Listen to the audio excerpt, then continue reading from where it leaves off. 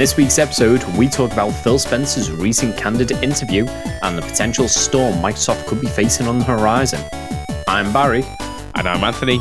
This is episode 97 of the Retro Gaming Dads podcast, the podcast for everything retro and retro-inspired. So, it appears that this episode is going to be very Xbox heavy, and by very, we mean entirely. Yes, now this isn't going to be the usual, we're like, yay, Xbox doing so well. Unfortunately not. There's been quite a brutal interview I could go with. It's very hard hitting. I would say it's actually gone down very well, this interview. We're going to be talking about Xbox and how, let's face it, especially the last few months, they've really not been doing well. Yeah, dropped the ball a bit. And Phil Spencer recently went on the Kinda Funny Xcast, and he did not hold back at all about how disappointed he was, how badly Microsoft have, as you say, dropped the ball recently. Yes, it's very much a lot of truth-telling. It's not held back, and in all fairness, that's kind of what a lot of gamers need to hear as well at times. Well, yeah, it's not what they want to hear, though. Yes. Now, obviously, a lot of you might not be Xbox fans, so you might not want to listen to this episode, but chances are, if you're not an Xbox fan, you probably will want to hear them get slated a bit, which, as much as it's going to hurt us, we're going to have to do, aren't we? Yes, we will have to do. It's a bit of tough love in this episode. Now, before we get into it, we'd like to say a massive thank you to our Patreon subscribers. Yes, as always, Short Gizmo and Bobby Selks. Your continued patronage is really appreciated. If you're enjoying the podcast, we would like your help in supporting us. The quickest way to do so is by leaving us an honest review on your favourite podcasting app. It only takes 1 minute and it is completely free. Or, if you're feeling a bit flush with cash, you can actually support the podcast further from only £1 per month through either Spotify or Patreon. In return, you'll receive an ad-free version of the podcast and get a shout out in our next episode. Before we move on to the painstaking news we're going to be going through today, is there anything you've been playing through today? Or this week, sorry. Anything you've been playing this week? Lift up our spirits first before we go into it.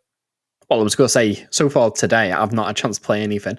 I have actually returned back to Pokemon okay. Violet, so I'm working through that after I had the ending spoiled, scrolling through the news app as I do, and there it was telling me the ending of the game, so that kind of ruined that for me. And beyond that, I played some XCOM, got angry at it, disconnected my Xbox, and yeah, that's about it for me, actually. You rage quit then? I would like to say I picked up a digital copy of Advance Wars. Okay, how's it going so far? Any good? It's Advance Wars. It's good.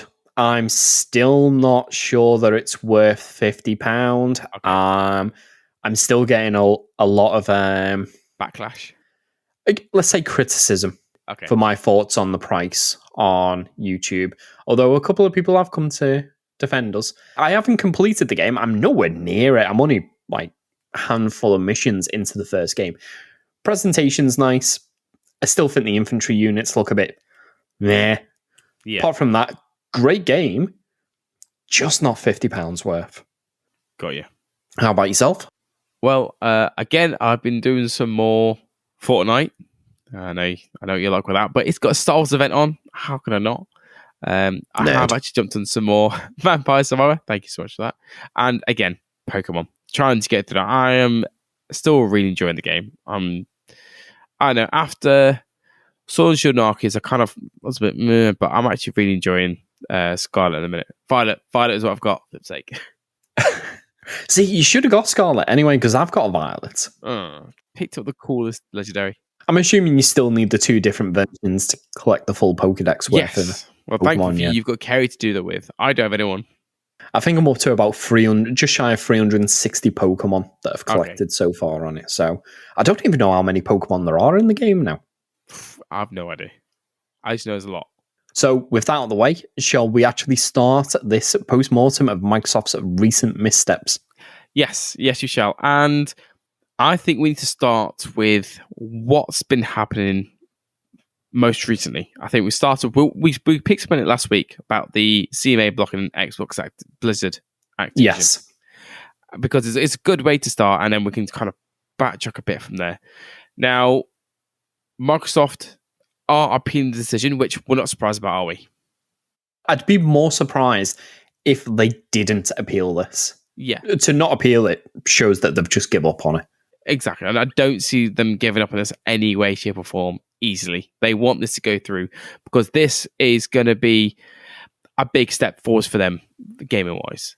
It is, although in the interview, Phil Spencer did say that the Activision Blizzard acquisition was not Microsoft's long-term plans. It was an accelerant for those plans. Okay. So this not going through isn't going to be the end of Xbox or anything like that. It's not something that they need to happen. It's something that they want to happen so they can get to where they want to be much quicker. For those who haven't been keeping up to date, and to be honest, this is dragging on for so long. It's one hard of those. If you haven't seen it. It is. The crux of the CMA's reason for blocking the merger was Microsoft's cloud streaming service. Yes. So it weren't because Call of Duty might not go to PlayStation, because Microsoft shown what's the point? It will harm them more than it would harm Sony had they blocked Call of Duty on the console. So with them doing that, with cloud streaming being a big focus, do you reckon they might, I don't know, restrain that bit and just focus more on it going onto the console rather than cloud streaming on mobile devices and that? Now, Microsoft had recently said that the push to get cloud streaming onto mobile devices wasn't going well. There wasn't that uptake that they expected. And I think that's just the way mobile phones are. You get a new console every if you get mid-cycle refresh, like a pro version, maybe like every 4 years. Yeah, 3 or 4 years. A mobile phone, you get one every year, and it's 50%, 60% faster than the previous one. And these phones are getting really powerful really quickly. And it's at the point, I'm not being funny, you've recently got a phone. Well, actually saying that I upgraded mine just before Christmas. These phones all run rings around something like an Xbox One or a Switch in terms of performance. Yeah, especially with it being cloud streaming, you're streaming from an Xbox Series X base wherever. So as much as you've got the refresh rate and everything else on your phone's getting faster. It's performance-wise, I said your phones are just getting better and better to the point where is a handheld console really going to make that much of a difference? My argument is with the phones getting more powerful themselves, I know you don't get the same quality of games on mobile phones, at least not at the moment, but I'd rather play a game that's downloaded and played locally on the device rather than streaming it, and I'm sat on the train, I go through a tunnel, I get a black spot, signal goes, and then I come out on the other side and there's a zombie munching me face off or something. Yeah. Oh, okay, yeah. Well, the thing is that with a lot of mobile games, they still require some sort of signal to the internet. So even if you go through the black spot, you will sometimes have that issue. You need to download games which are offline capable. And the majority of games you get aren't. The most of them are online capable only. Yes, there's two main types of game, though, that require that consistent internet connection. One of them is games that you play online. So that's fair enough. There's nothing you can do around it. I've noticed the other type of games are the ones that are very heavy on either making you watch ads or pushing in-game transactions. Yes. They're the ones that if you switch it on airplane mode to try and skip that ad, it's like, no, you can't play this. Yeah. Can't play this. Nope. No, I know. It's flipping irritating. I know. But that used to be what I used to do on old games. It was like, oh, do you want to get 50 power or 100 coins or whatever it is? Just watch this 2-minute ad, and you'll be like, yeah, sure. You click watch ad, and then you flick airplane mode on it and go, oh, we can't find the ad, but here's your coins anyway. It gives you straight away. Yes, I do remember doing that. Yeah, I've been playing some zombie game, and if I do that, second I turn off an internet connection, it just blacks the screen and goes, please connect to the internet to continue. I know, you can no longer cheat it as much as you used to be able to. Is it really cheating? Maybe cheating the system, Cheating but not system, cheating yeah. in the game. Cheating the system. Now, going back on topic, I think Microsoft's push to try and get more people on mobiles to jump into cloud streaming, although that hasn't been as successful as they wanted. Plus, on top of that, the CMA saying, oh, it's because we don't want you to become a monopoly in the service. Yeah. I was thinking, could Microsoft perhaps step back from the cloud streaming service? But the things that with the cloud services, who else is there in the cloud service that could compete? And we spoke about this last week. Microsoft is the only big gaming company that's really within that market there. PlayStation aren't fussed. Nintendo's nowhere near it. Also, thinking about the big three, who else is closer? Oh, yeah. Well, Nintendo's non-existent. Yeah, of course, Microsoft are already a monopoly. So what? They'll become a big monopoly of the monopoly? I don't think they're a monopoly in the cloud streaming service. You've still got companies like Nvidia, for example. Yes. Sony do have their own service. However, the advantage Microsoft have is you are not paying a subscription to use the service and then having to pay for your games. Now, they have a limited selection of games compared to, say, Nvidia GeForce Now. However, your subscription to use the service includes 100 plus games. Yeah, depending on which tier you pay for. Exactly. So if I want to play, I don't know, say Halo Infinite on GeForce Now, I not only have to either get the free tier, where it kicks me off after an hour, or pay for one of the other tiers, but then I also have to buy that game through Steam. Yeah. So I'm paying the subscription plus the game. Yeah. And unlike the Nvidia's tiers, I can sit there and I can play a Halo for 5-10 hours through streaming. And as long as my internet doesn't crap out, I'm good. I don't know. I think there's such a market there for the cloud gaming. X has just stepped in to just utilize it, as we spoke of before. So I think it will be a shame if they do have to step back out of it just to put this through. I mean, fair enough. I would rather them step back from cloud gaming to get this acquisition, because I feel like this would be a very big and important acquisition for them. But like I said, it's not like a keystone to them going forward. It just helps them get there further. See, I don't know. I don't know if it's because I use it a lot, but I do feel that maybe not a keystone, but a very significant part of the proposition of Game Pass is the ability to stream games. When I say step back from it, though, I mean as in just take the Activision acquisition games out of game streaming, leave everything else in there that's already in there. Because I use it quite a lot. But if part of the issue is having those games within cloud gaming streaming, remove just that selection out. I don't think it was necessarily having those games in the streaming service. I think it's just as a whole So they are worried as a whole to grow. Yeah, it'll just strengthen their proposition with the cloud streaming. But I was thinking about this when I was writing notes up. Microsoft are doing a lot of deals with Boostroid, Nvidia, to get their games on their streaming platforms. What would happen if they could perhaps get, a handful of different streaming services with their games on and then say, well, we're not doing our own cloud streaming now. You can stream our games through all these different services, but you also obviously have to pay for the subscription on those services. But we're not doing them themselves. That takes pressure off of them to do it. Yeah. But you break this integration with the Xbox where, for example, I've been playing Redfall. Yes. I give that a little go. I don't have the storage space on my Xbox to install it, and I couldn't be bothered deciding what games to delete. So I just streamed it and just jumped into it for like an hour or so. That's how I played it the other day. Oh, we've got to mention that's another game we both played. Yeah, well, I only played it for about an hour, so I can't say I really give it a good go, in all fairness. Sorry, but go on. Yeah, so you stream that and you play it that way. I did the same thing. Yeah, and the amount of times that we've been like, oh, you're jumping on the Xbox, and you're like, yeah, what do you want to play? And we're like, I don't know. What have you got installed? And obviously, you ask what I've got installed. Everything's like either an RPG or turn-based strategy or something. And you're like, I don't like those games. And for you, you're just a big Fortnite nerd, so I ain't going to play that anyway. You don't like any games I play.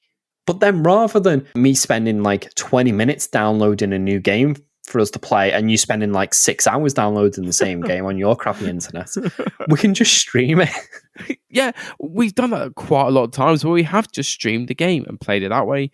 Yeah. And it's such a handy use. To utilize that, we use it so much. Most of the times when I play Vampire Survivor, that's me streaming it at work or somewhere else. Streaming is such a convenient way to play. I was sat on the bus that time and you were being really antisocial playing that Gundam game, streaming it the entire time. The SD Gundam one. I'm sure I was chatting to you as well at the same time.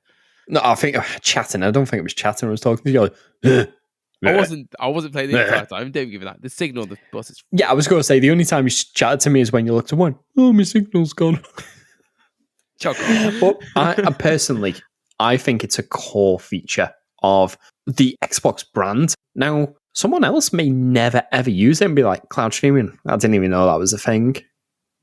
A lot of people don't know it's a thing because think about it. If you have to pay for Game Pass Ultimate, and the only way you'd ever pay for that is if you just thought, I'd pay for the tier, whatever.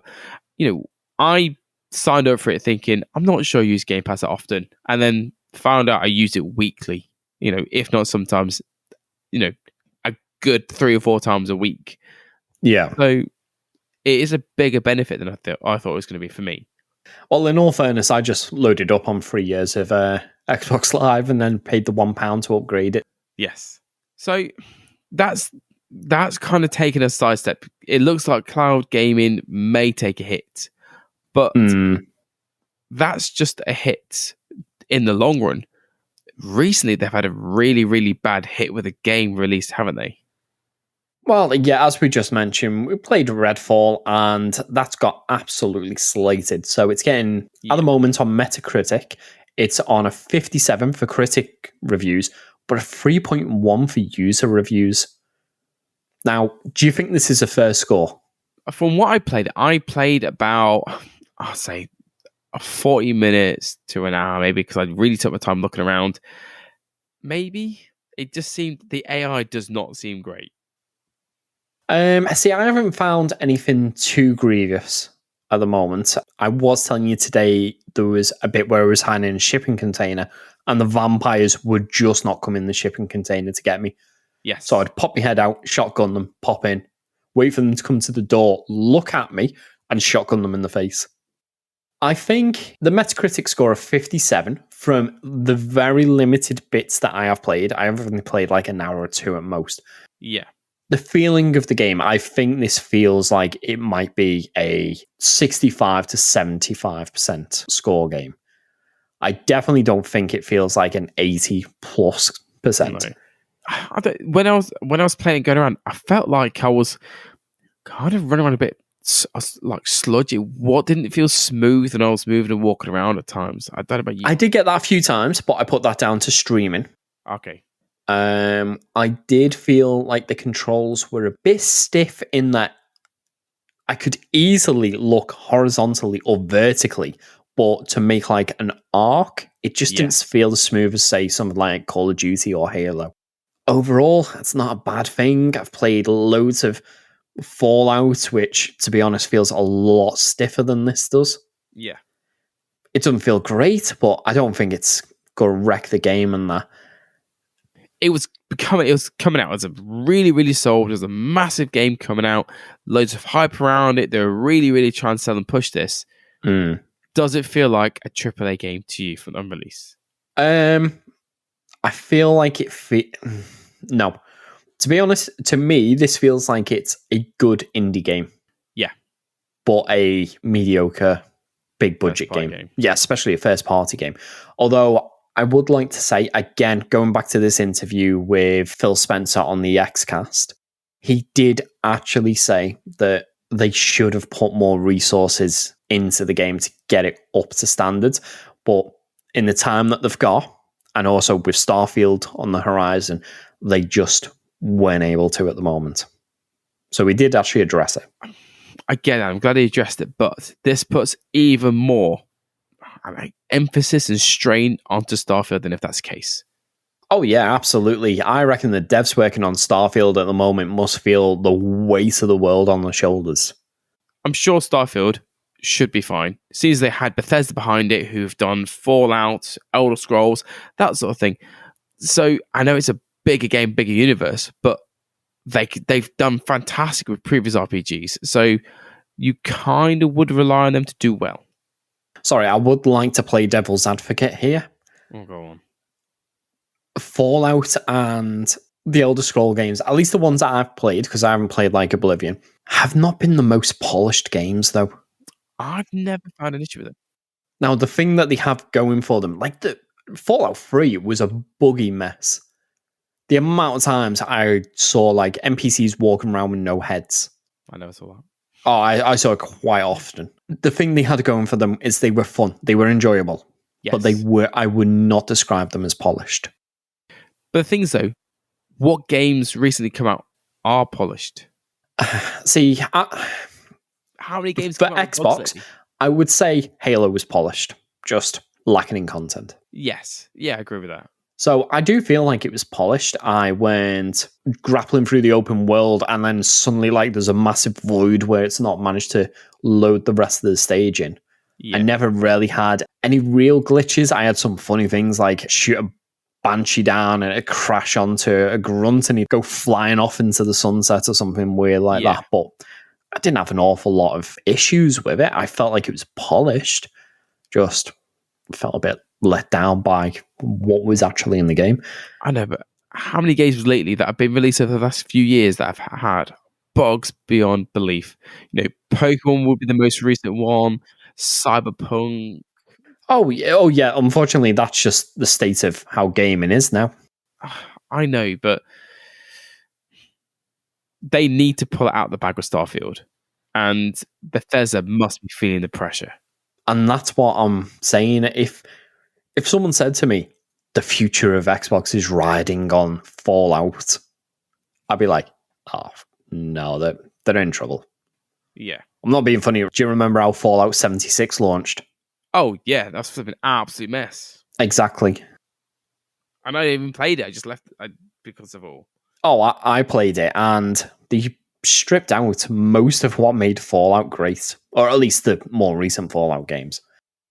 I'll say, I haven't played it extensively, but I do feel like the scores for Redfall are below what I feel it deserves. Yeah. And even Microsoft were, because apparently they tested it internally and expected it to score higher. I don't know. We don't know the full extent of how the test would have gone. But it's a shame because it looked fantastic. The concept is great. It really, really looked like a good game to me. It's just straight away, I don't know, playing it didn't feel smooth, if you know what I mean. I don't know. I need to play more of it. I feel like this is the kind of game that is perfectly fine to release on the Xbox. Yes. Not every game needs to be a AAA. I'm not being funny. No one's calling Hi-Fi Rush a AAA game. They're calling it like a AA. You know, it's not a AAA, but it's not like a smaller game either. But that is so polished. It is so good. It is. It's just a game. It's full of energy. I've been playing it. I just love the way, like, in sequences, without spoiling it, there's a bit where I'm trying to climb to the top of a tower and you're like, oh, there's some traps, and they turn on to the beats of the music. Oh, I know what you mean. Yes. And he's like, oh, is that it? And it goes, and there's just lasers everywhere. It goes, oh.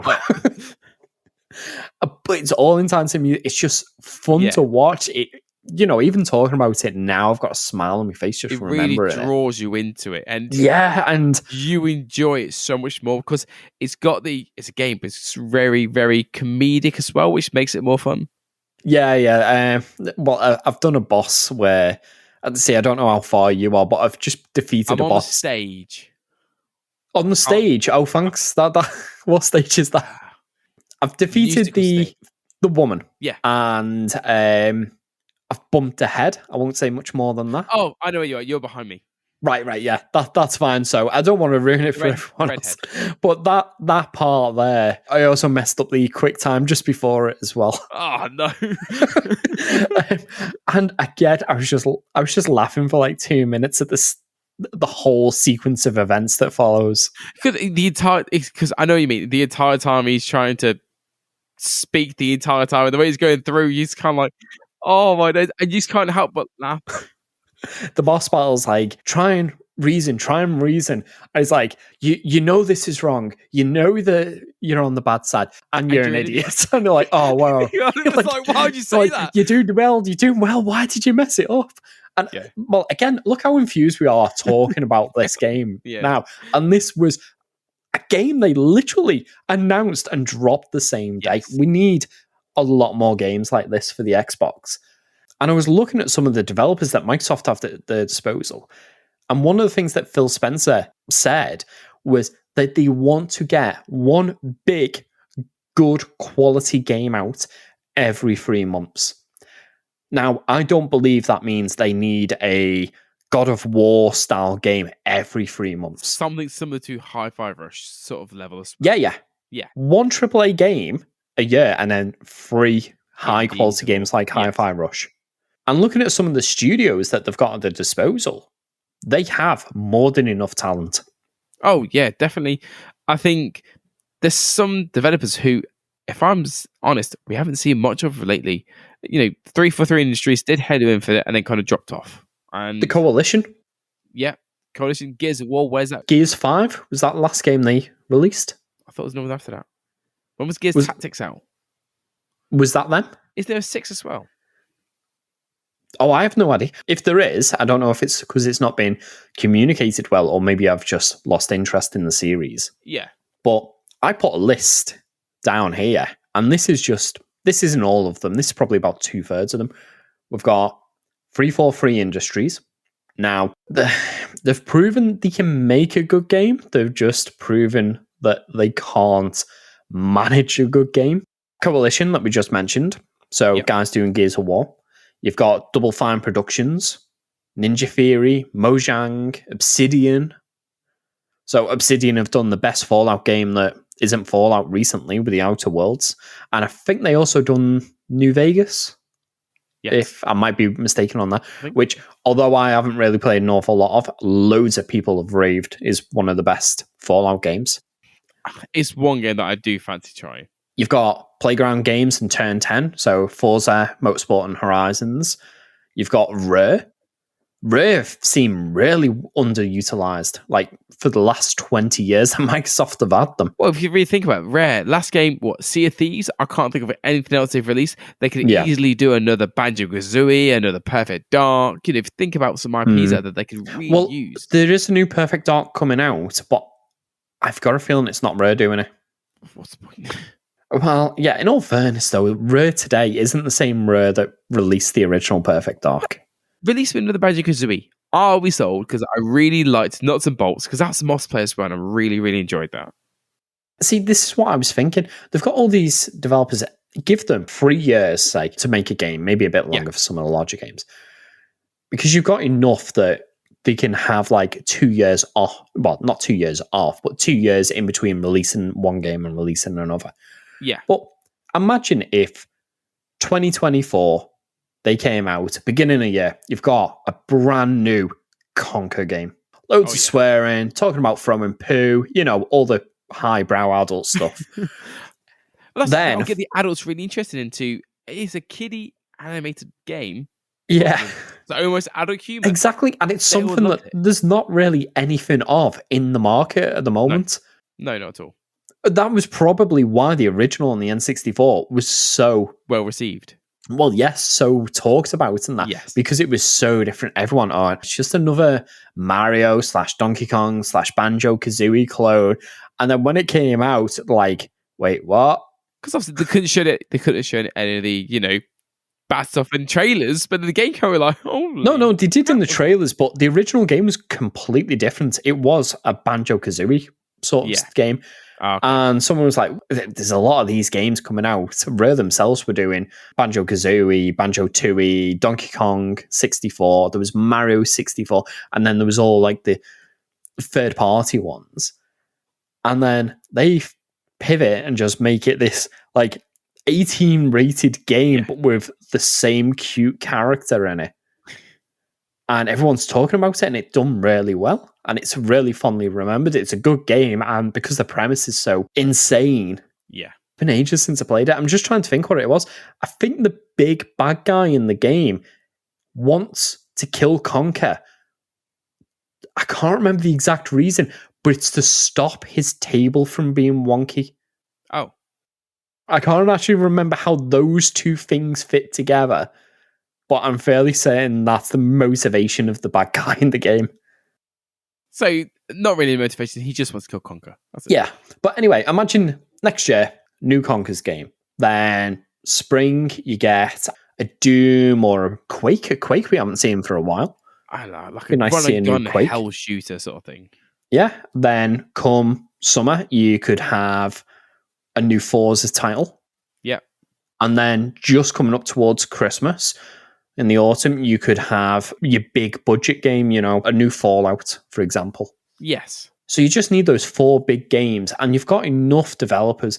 Because, again, just going through some of the others, so we've mentioned Rare. You've got Undead Labs, the guys who make State of Decay. A fantastic game. What about making a new State of Decay, but making it a lot more story-driven? Because that's one thing I will say PlayStation absolutely trounces Xbox with. These a lot more really story-driven games. Yeah, The Last of Us, Days Gone, God of War. Yeah. Horizon Zero Dawn. Horizon Zero Dawn. I feel like the Xbox just lacks in those type of games, especially first-party ones. Yeah. I was about to say, there is some, but they're not first-party. Yeah. That's if you've got, like you glaze over Doom. I'd love to have a new Doom game. In all fairness, we had one only a few years ago. I know, it's fantastic. I really enjoyed that. I'd like to see a new Quake. We haven't I don't even know what the last Quake was. Was it Quake Wars? Like proper new Quake game, not... I think it was Quake Wars, and that was shocking. That was on 360 as well. So it was. It had a decent premise. But... it had a really good premise, but when it came to playing it, I was like, eh. In all fairness, I think the last Quake game I liked was Quake 3. What about Unreal Tournament as well? Unreal Tournament's epic. Oh, darn it. So, or at least it was back in the day. However, what I would like, so if Microsoft was to do this, then they were to release one every 3 months, like you said, I don't want them to announce it like a year or so before. Give me 2 months notice. Well, yeah, I think a year ahead of time, when you're confident you're going to hit that release date, is fine. I mean, a teaser, 6 months, bit more.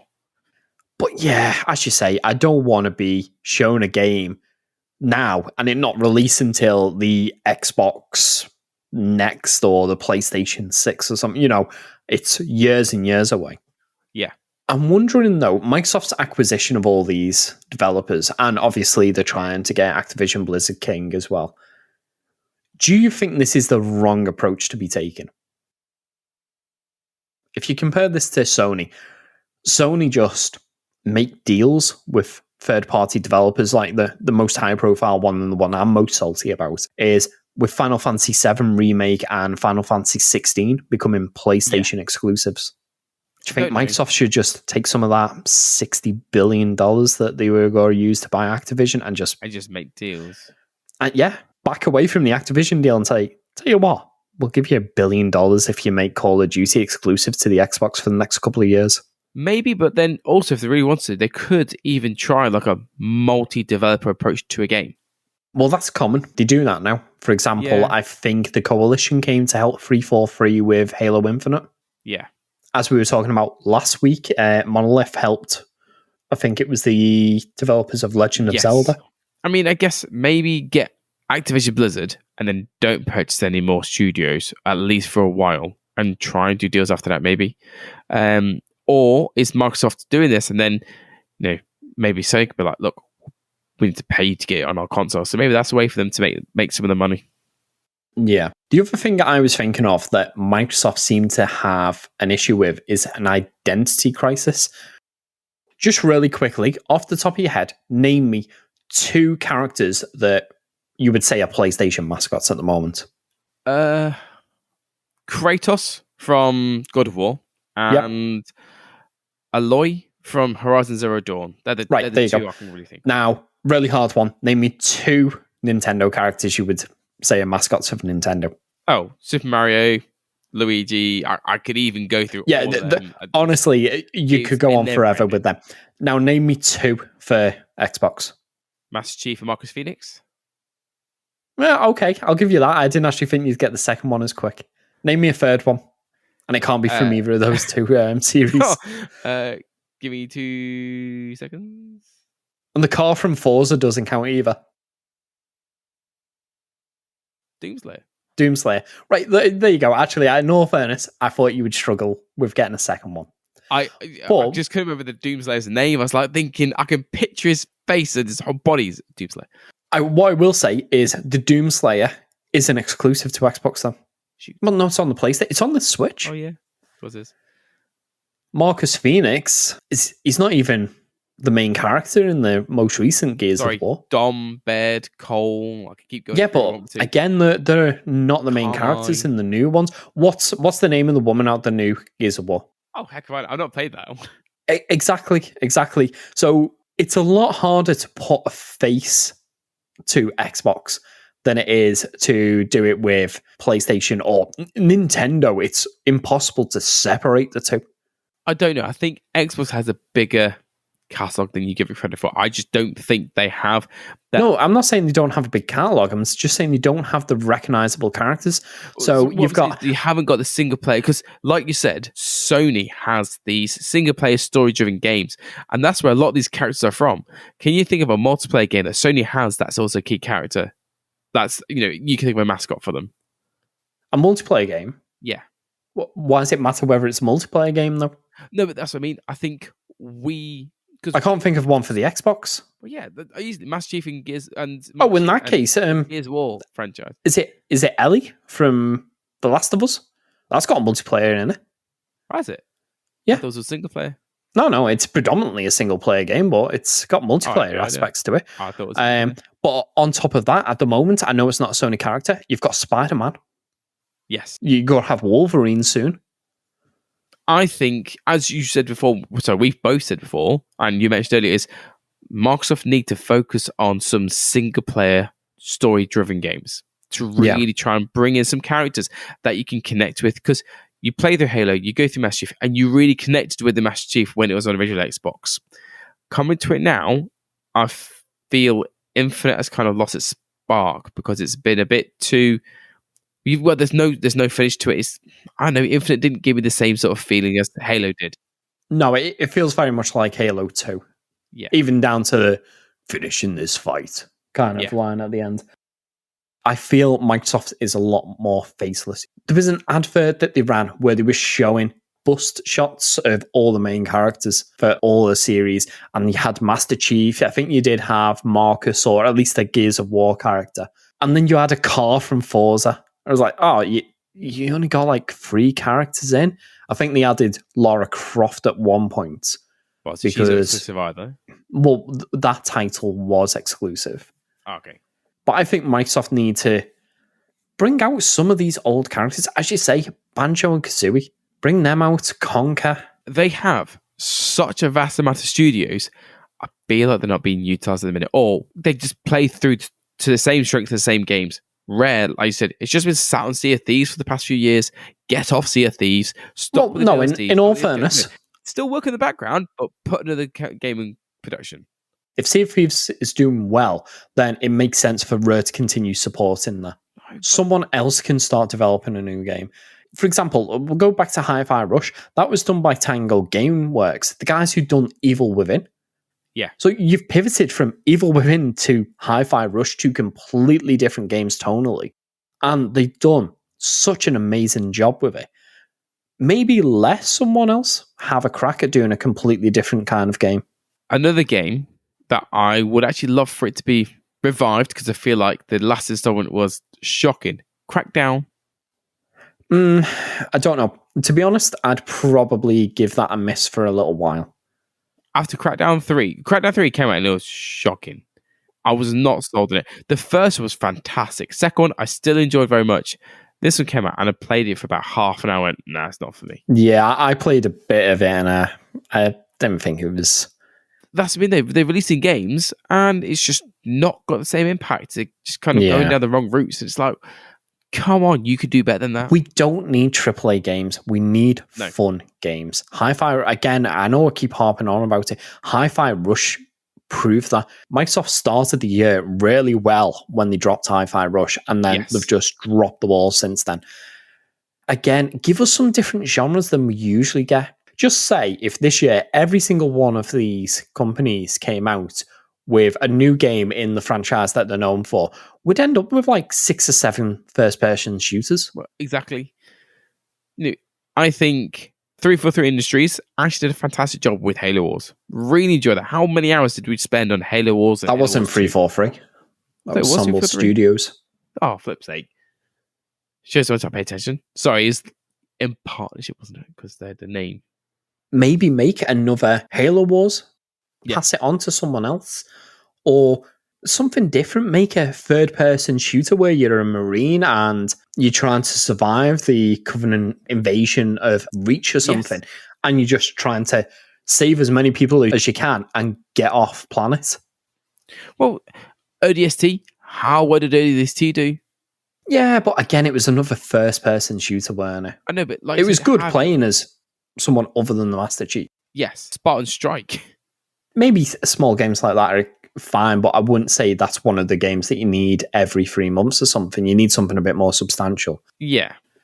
But maybe make another Halo game, and instead of it being land-based, make it space-based.